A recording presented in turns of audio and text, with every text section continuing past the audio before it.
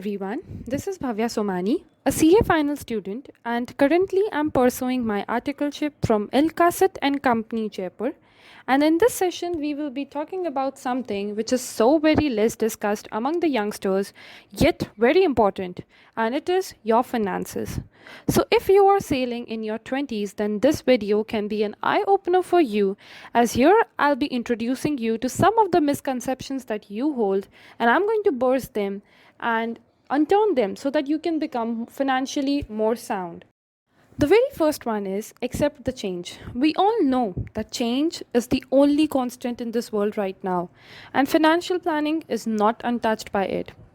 Dealing with your finances the way our previous generation did, where investments would mean only real estate or gold or FDs or at the max getting some insurance done, is not going to work for us. There are better and smarter ways to invest, and all you need to do is to explore more and more. If you do not want to face your mid 40 crisis, which almost 90% of the population does, then this is the right time for you to start investing. The second one here is educate yourself.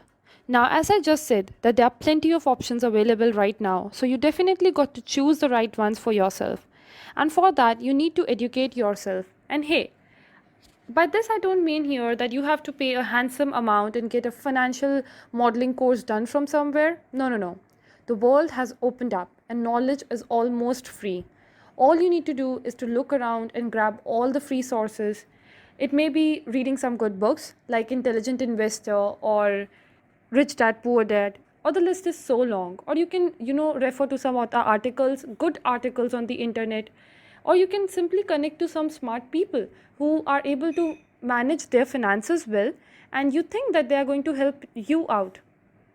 It may be a bit difficult in the beginning when you understand the technicalities of the stock markets or the money markets, but as you gradually do it, you find it a little easy. The third one here is don't be risk averse. Since a lot of people have just started investing their money, they are reluctant to take up risks, which is not a wise thing. Rather, determine your risk appetite wisely and then invest.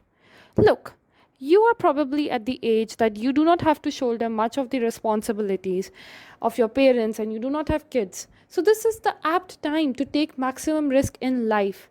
And when it comes to passive income, taking more risks definitely means investing in equity stocks. And if you are even hitting up on a startup idea and you feel like this is more financially and economically viable, then why not try it out? After all, the biggest risk in life is not taking risks at all. The fourth one here I have is save a lot. Warren Buffett has rightly said that always spend what is left after saving and do not save what is left after spending. Now, here I do not mean that you have to be a miser altogether, scooping in every inch of money that you have. After all, it is life, and it is the sum total of all the experiences that you have, and not just money. But here you need to be a little cautious and do not be led by the credit card generation where you are recklessly spending all your money with multiple swipes and facing cash crunch at the month end. All you need to do is to budget all your expenses well in the beginning of the month itself. A popular thumb rule says that you need to save at least 20% of your in-hand salary. So keep this in mind and keep saving. The fifth piece of advice here I have is tax planning. People tend to forget that the ultimate earning is the net earning and not the gross earning. So while you're investing, do look at the net returns of your entire portfolio. Again, there are plenty of new tax saving investments available rather than just following the old school ways where you land up getting multiple tax saving FDs and investments in the insurances. No, this is not going to work. Be smart and explore for more options. For say, you can invest in equity linked savings scheme. This is a much popular way right now. It is kind of a mutual fund where returns are very high and the lock-in period is just 3 years.